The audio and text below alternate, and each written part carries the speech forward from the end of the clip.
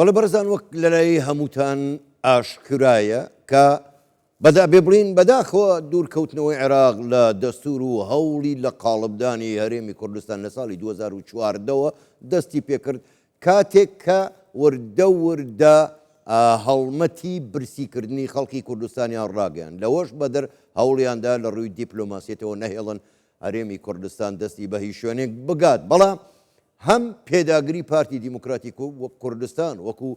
بەهێزترین حیزبی سەرساحەی کوردستان و عێراق و هەم کابینەی نۆهەم و حکوومەتی هەرێمی کوردستان توانیان پەیوەندی دیپلۆماسیەکانە زۆر فراوان بکەن بە جۆرێک کە ئێستا عێراق بۆ خۆی تا ڕادەیەکی زۆر پەراوێزە بەڵام پەیوەندی دیپلۆماسیەکانی هەرێمی کوردستان زۆر فراوانە. ئەم پەیوەندی دیپلۆماسیانە بۆ هەرێمی کوردستان چی دەگەێنێ؟ ئایندەی هەرێمی کوردستان لەگەڵ ئەم پەیوەندیانەدا چۆنە بێت؟ ئەمانە کۆمەڵی پرسن ئێمە لەگەڵ میوانەکەمان گەنگەشەی دەکەین و قسەی زیاتری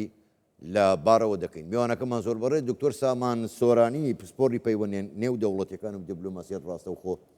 لە ستێدۆرە لامان میوانەکە دکتۆر زۆر بەخێر بن سپاس کە جارێکی تریش بەشدارن لەگەڵمان لەم گەشتەی هەواڵەکان. با لەوێەوە دەست پێ بکەین بۆ خۆت باش دەزانی هەرێمی کوردستان دەوڵەت نییە، هەرێمێکی فیدراڵە لەو عێراقی کە اعتراف بە فیدراڵیەتیش ناکات. بەڵام دەبینین لە ڕووی دیپلۆماسیەتەوە لە ڕووی ئەوەی کە چەند کنسوڵگەریش لە هەرێمی کوردستان هەیە وەکو دەوڵەت تەعامل یاخود هەڵسوکەوت لەگەڵ هەرێمی کوردستان نەکرێت. ئەمە بۆچیە گەڕێتەوە؟ چۆن ئەم پەیوەندی دیپلۆماسیە فراوانەی هەیە؟ ئەم پەیوەندیە دیپلۆماسیە فراوانەی کە هەرێمی کوردستان هەیەی دەگەڕێتەوە بۆ ئەو توانایی کە پارتی دیموکراتی کوردستان وەکو حزبی سەرەکی لە هەرێمی کوردستان هەر لە سەرەتای دامەزراندنی ئەوە پاش خەباتی ڕزگاری توانیوێتی پەیوەندی لەگەڵ جیهانی دەرەوە دروست بکە و پەیوەندی لەگەڵ گەلانی دەرەوە بۆ پاڵپشتیکردنی دۆزی ڕەوای گەلی کورد پەیدا بکات. ئەوەی ڕاستی بێ لە پاش 2003 توانراوە ئەو پەیوەندیانە فراوانتر بکرێت پاش ئەوەی کە ڕژێمی پێشوو لە ناو بچوو و لە عێراقیشە بە حکمی ئەوەی کە لە ڕووی فیدراڵیەتەوە دان بە هەرێمی کوردستان راوەکو قوارەیەکی دەستوری توانیوێتی هەرێمی کوردستان پەیوەندەکانی لەسەر ئاستی با بڵێن کۆنسولگەری و لەسەر ئاستی دیپلۆماسی پتەو بکات و ڕۆژ بە ڕۆژ بەرەو پێشەوەی ببات تا ئەوەیکی گەیشتۆتە ئەوەی کە ئێستا لە هەرێمی کوردستان نزیکەی زیاتر لە 40 نێردەی دیپلۆماسی بوونی هەیە بە ڕێکخراوەکانی نەتەوە یەکگرتوەکان و ئاژانسەکانی و لە هەمان کاتیشە هەرێمی کوردستان خۆی لە چواردە دەوڵەتی جیاجیا نوێنەرایەتی هەیە و ئەمەش وای لێ دەکات کە ئێمە بڵێن پردی پەیوەندی نێوان هەرێمی کوردستان لەگەڵ جیهانی دەرەوە پردێکی پتەوە بەڵێ. باش کە دکتۆر من دەمێت زۆر بەڕاشکاوانە وەڵامی ئەم پرسیارم بدەیتەوە. ئێستا کاتێک شاندە دیپلۆماسیەکانی هەرێمی کوردستان جا سەرۆکی حکوومەتە سەرۆکی هەرێمەکە دەچنە وڵاتان پێشوازیان وەکو سەرۆکی دەوڵەت لێ دەکرێت هەر لە ئەو ئۆتۆمبیلەی کە دەڕوا ئاڵای کوردستانی پێوێ لە دیدارەکان ئاڵای کوردستان دەردێن لە کۆشکە کۆماریەکان پێشوازیان لێ دەکرێت. ئەمە چ واتایەکی ئەمە چ گرنگیەکی هەیە؟ گرنگی ئەوە دەگەڕێتەوە بۆ ئەو کارکردنە لەسەر ئەساسی پرۆتۆکۆلی دیپلۆماسیە لەگەڵ ئەو وڵاتانە کە بەرژەوەندی هاوبەش لە نێوانیاندا هەیە. ئەگەر بە تەماشای بکەی پەیوەندی ئێمە لەگەڵ وڵاتێکی وەکو فەڕەنسا یاخود بریتانیا ئەڵمانیا هەر وڵاتێکی ڕۆژئاوایی تر و لەسەر ئاستی با بڵێن ناوچەکەش ئەگەر وڵاتانی کەندا و تەماشا بکەی یاخود ئوردن بە نمونە بێنینەوە کاتێک کە سەرۆکی حکوومەت یاخود سەرۆکی هەرێم سەردانی ئەو وڵاتانە دەکا دەبینی پێشووتر ئەجندەیە کار کراوە لەسەر ئەوەی کە چۆن پێشوازی لێ بکرێوە ئەو بابەتانەی کە لەوێ گەنگەشە دەکرێن یاخود تاوتوێ دەکرێن لەسەر ئاستی بەرژەوەندی دوولایەنە چ ناوەڕۆکێکی لە خۆی گرتووە. ئەمانە وا لێ دەکات کە هەرێمی کوردستان بە حکمی ئەوەی کۆمەڵێک کارتی گرنگی بەدەستەوەیە ئێوە خۆتان دەزانن پێگەی هەرێمی کوردستان لە چوارچێوەی ڕۆژهەڵاتی ناوەڕاست پێکەیەکی گرنگی جیۆستراتیجی هەیە و لە هەمان کاتیشە هەرێمی کوردستان خاوەندی کۆمەڵێک کانزایە وەکو نەوتە وەکو گازەوە ئێستش خۆشببختانە لەگەڵ کابینەی نوێە هەوڵی ئەوە دراوە کە کشتتوکاڵ بەرەو پێشەوە بڕوا کە تۆ دەتوانی بەرهەمەکانت هەناردەی جیهانی دەرەوە دەکەیت و پیشەسازیت بەهێز دەکەیت. ئەمە وای لێ دەکات کە تۆ ژێرخانێکی بتەوت هەبێت پەیوەندەکانت لەگەڵ جیهانی دەرەوە بتوانێت لەسەر ئاستی ئاڵوگۆڕی سوودەکان بێت و وڵاتانش بۆ بەرژەوەندی خۆیان کار دەکەن و لە پێناو ئەو بەهێزکردنی بەرژەوەندیە ڕێز لە سەرکردەی ئێمە دەگرن و دەتوانن بەو شێوەیە پێشوازی لێ بکەن. ئەمەش وای لێ دەکات کە بڵێن قوارەی هەرێمی کوردستان توانیوێتی لە ڕووی دیبلۆماسیەوە بەهێزی خۆی نمایش بکە بۆ جیهانی دەرەوە. بەدەر لەوەش ئێمە سیاسەتێکمان هەیە کە سیاسەتێکی حەکیمانەیە کە پشت بەستووە بەوەی کە تۆ میانڕەوی بەکاردەهێنی و لە هەمان کاتە دیبلۆماسیەتێکی ئارام بەکاردێنی. ئەمانە هەمووی لە ناو ئایکسیۆمی با بڵێن لێکدانەوەی سیاسی هەموو بەهای تایبەتی خۆی هەیە و وای لێ دەکات کە تەرازۆکەت پارسەنگ نەبێ بەڵکو هاوسەنگی هەبێت. زۆر باشە کاک دکتۆر، عێراق زۆری هەوڵدا بۆ خۆ دەزانی ئێستا ئەنفالێکی ئابووری گەورەی لەسەر هەرێمی کوردستان دروست کرد و حکوومەتی هەرێم کابینەوە هەم بە دیاریکراوی توانی هەموو ئەو بربەستانش تێک بشکێنێ. ئەو هەموو پرۆژەیەکە لە بەرچاوی هەموو لایەکمەنە پرۆژەی کارەبایە ئاوە ڕێگا و بان تەنانە لە کوشت و کاڵی وەکو خۆتان ئامادەتان پێدا. ینی عێراق هەوڵیدا لە ڕووی دیبلۆماسیەوە ڕێگر بێت لە هەرێمی کوردستان، بەڵام هەرێمی کوردستان لە ڕووی دیبلۆماسیە وەکو خۆشتان ئاماژەتان پێدا زۆر پەیوەندی فراوانیە. شێ توانی ئەم پەیوەندیە فراوانە دیبلۆماسیانە دروست بکات؟ دروستکردنی ئەم پەیوەندیە فراوانە لەلایەن سەرۆکایەتی هەرێمی کوردستانەوەیە، لەلایەن سەرۆکی حکوومەتی هەرێمی کوردستانەوە. جەنابی سەرۆک ڕۆڵێکی کارای جێڕاوە لەوەی کە پردەکانی پتە و کردووە لە ڕابردووە و لە هەمان کاتیشە ئەو سیاسەتەی کە پەیڕەو دەکرێت و ئەگەر سیاسەتێکی با بڵێن بەهێزت نەبێ هەوڵی ئەوە نەدابێت لە ناو خودی خۆتا چاکسازی ئەنجام بدەی، هەوڵی ئەوە نەدابێت کە کۆمەڵێک بەها هەیە وەکو دیموکراسیەتە پێکەوە ژیانی ئاشتیانەیە بەرز بنرخێنی کۆمەلگەی نێودەوڵەتی بە شێوەیەک لە شێوەکان بەو شێوەیە پێشوازی دێناکە. ئێمە دەبینین کە ئەو بەهایانەی کە لە هەرێمی کوردستانە ئەمڕۆ پەیڕەو دەکرێت لە بواری دیموکراسیەتە، لە بواری گرنگیدانە بە ئاینەکان بە فرەیی لە هەمان کاتیشەوەی کە پێی دەوترێت پلورالیزم، هەموو ئەمانە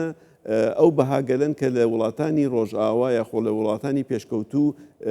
بە هەند وەردەگیرێن و ئەمە وای لێ دەکات کە کار ئاسانی بۆ سەرکردایەتی سیاسی کورد بە مەسمان لێرەش پارتی دیموکراتی کوردستانە بۆ ئەوەی کە بتوانێت ئەو پردی پەیوەندیانە بەهێز بکات و تەبعاً ئەوانش لە پێناو ئەوەیە کە تۆ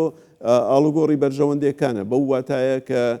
چەندێک ئێمە کراوە بین بە ڕووی جیهانە ئەوەندە جیهان دەتوانێت هاوکارمان بێت لە کۆمەڵێک بواری معریفیە، لە بواری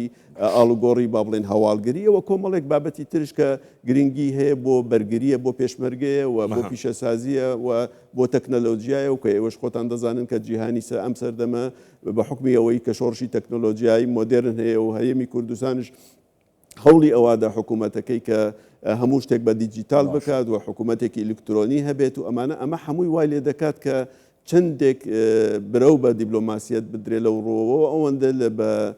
لە بەرژەوەندی هەرێمی کوردستان. زۆر باشە کاک دکتۆر، ئێوە خۆشتان ئاماژەتان پێدا ئێستا زیاتر لە 40 کۆنسوڵگەری و نوێنەرایەتی لە هەرێمی کوردستان هەیە و نوێنەرایەتی وڵاتانی خۆیان دەکەن، هەروەها کۆمپانیای زەبەلاحیش وەبەرهێنان لە هەرێمی کوردستانەکەن لە بەرەوەی وەبەرهێنان هەرێمێکی سەقامگیر و ئارامە. ئەمانە هەمووی من دەمەوێت زۆر ڕاشکاوانە وەڵام دەیتەوە چ واتایەکی هەیە بۆچی هەرێمی کوردستانیان بەلاوە گرنگەوە لە کاتێکا عێراق خۆی دەوڵەتە بەڵام هێندە بەلایەنەوە گرنگی. ئەو سیاسەتەی کە حکوومەتی هەرێمی کوردستان پێڕەوی دەکات ئەو سەقامگیرەی لە هەرێمی کوردستان هەیە دوو فاکتەری سەرەکین بۆ ئەوەی کە وەبەرهێنی بیانی بێت لێرەوە بەرهێنان بکات. لە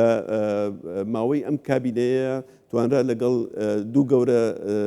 کۆمپانیای زەبەلاحی ئەمریکی بە گۆژمەی زیاتر لە 100 ملیارد دۆلار گرێبەست واژۆ بکرێت بۆ ئەوەی کە بتوانرێت ئەو لە بواری نەوت و گازە کار ئەنجام بدرێت. ئەمە خۆی لە خۆیان بژانەوەیەکی زۆر گەورە بۆ هەرێمی کوردستان و ئایندەی هەرێمی کوردستان دروست دەکات. هەرێمی کوردستان خواستەکانی تەنها لەوە ناوەسێتەوە کە چەقبەستوو بێت لە ناو عێراقێکە کە لایەنێکی زۆر لە هەوڵی ئەوادەن کە بە عەقلیەتێکی دواکەوتووی بەرەو دواوە هەنگاو بنێن و بنەماکانی باکووک چۆنڵێت دەوڵەتێکی بنکۆڵ بێت. بەڵکو هەرێمی کوردستان نمونەیە کە لەسەر ئاستی عێراق زۆر پێشکەوتووە بەڵام لەسەر ئاستی ناوچەکەشە نمونەیەکی زۆر بەهێزە و ئەو نمونە بەهێزە دەتوانێت ڕنگدانەوەی هەبێت لە ناو دەوڵەتەکانی تری دراوسێش بۆ ئەوەی کە هەنگاوێک بنرێت فەلسفەیەک دروست بکرێت بۆ ئەوەی کە تۆ پەرەپێدانە ئەوە کرانەوەی وڵاتانە بۆ ئەوەی کە بتوانن گرنگی بە سەرمایە بدەن لە ڕێگای تۆکمەترکردنی سەرمایە و تۆ دەتوانی ژێرخانێکی معریفی لە کۆمەلگاکە دروست بکەیت و هۆشیاری کۆمەلگەیی بەرز بکەیتەوە بۆ ئەوەی کە هاوڵاتی بوون گرنگی خۆی هەبێ بۆ ئەوەی کە هاوڵاتی بتوانێت بە مافەکانی خۆی بگات و لەمان کات شەعرکەکانی بە شێوەیەکی ڕێکوپێک ئەنجام بدات هەموو ئەمانە دەبنە هۆکاری ئەوەی کە سەقامگیریەکی سیاسی ئیداری و کولتوری بوونی هەبێت لە هەرێمی کوردستان هەوە هەر ئەمەش وای لێ کردووە کە هەرێمی کوردستان هاندەر بێ بۆ ئەوەی کە پێکەوە ژیانی ئاشتیانە بەردەوامی هەبێت بەڵێ باش کاک دکتۆر ئەم فراوانی پەیوەندی دیبلۆماسیانەی کە هەرێمی کوردستان هەیەی من دەمەوێت بزانم کاریگەری ئەمە لەسەر ئایندەی هەرێمی کوردستان چییە لەسەر ئایندەی وڵاتی کوردستان ئەگەر ڕاشکاوانەتر بیڵێن هەرێمی کوردستان هەنگاوەکانی زۆر بە ئەرێنی بەرەو پێشەوەیە و لە هەمان کاتیشە هەوڵەکانی بۆ ئەوەیە کە زیاتر لەسەر ئاستی کۆمەلگەی نێودەوڵەتی بناسرێت و ڕێزی لێ بگیرێت و بە حکمی ئەو کارانەی کە ئەنجامی دەدات و بە حکمی ئەو سیاسەتەی کە ئێستا پێڕەو کراوە بۆ ئایندەیەکی درێژمەودا دەتوانێت لە ڕاستیە پەیوەندەکانی بەهێزتر بکات و ئەمەش وای لێ دەکات کە کۆمەلگەی نێودەوڵەتی بە شێوەیەکی تر تەماشایی بکات ئێوە خۆتان دەزانن هاوچێشەکانی ناوچەکە گۆڕانکاری بەسەرا دێت و هەرێمی کوردستانش خواستەکانی تەنها لەسەرەوە نەوەستاوەتەوە کە لە ناو چوارچەوەی عێراقێکە گەر بەو شێوەیە بمێنێت و بە ڕکابەریت بکات بەوەی کە مافەکانت خۆرق بکات و ئەمانە ڕێگایتر گرنگی خۆی هەیە و لە هەمان کاتشە دەوڵەت سازی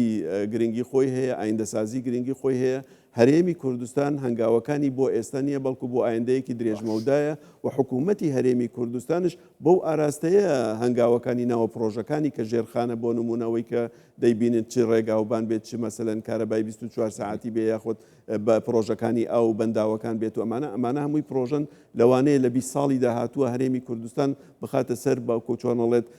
ناو گۆڕەپانێکەوە لەسەر ئاستی نێودەوڵەتی ڕێزی زۆر تایبەتی هەبێت و لە هەمان کاتیشە بتوانێت پێگەیەکی گەورەتری هەبێت لەوەی کە ئێستا هەیە کاک دکتۆر کاتم زۆر کەماوەگەر بە کورتیش وەڵامی ئەم پرسیارم دێت و من سوپاست دەکەم من دەمەوێت بە کورتی بەراوردێکم بۆ بکەیت لە ڕووی دیبلۆماسیەتەوە نێوانی هەرێمی کوردستان لەگەڵ عێراق کامیان ئەلبەتە هەرێمی کوردستان دەرگاک واڵایە بۆی بە حکمی ئەو سیاسەتی کە باسم کرد ئێوە دەبینن لەسەر ئاستی کۆمەلگەی نێودەوڵەتی دەوڵەتی عێراق زۆر جار دەرگای لەسەر داخرێت بۆ لەبەرەوەی کە سیاسەتێکی پەیڕۆ نەکردووە کە بتوانێت بۆ نمونە میلیشیاکانی خۆی کۆنتترۆل بکات بۆ ئەوەی کە ڕێگری بکات لەوەی کە مەسەن سەروەری وڵاتەکەی لە ڕێگەی وڵاتانێکەوە دەستێوەردانی تیان نەکرێتوەمانە لە هەمان کاتیشە بڕیارەکانی خۆی نەتوانێت لەسەر ئاستی نێودەوڵەتی سربەخۆیانە بدات بە پێچەوانەوە هەرێمی کوردستان بڕیارەکانی سربەخۆیانەیە و لە هەمان کاتیشە هەوڵی ئەوادات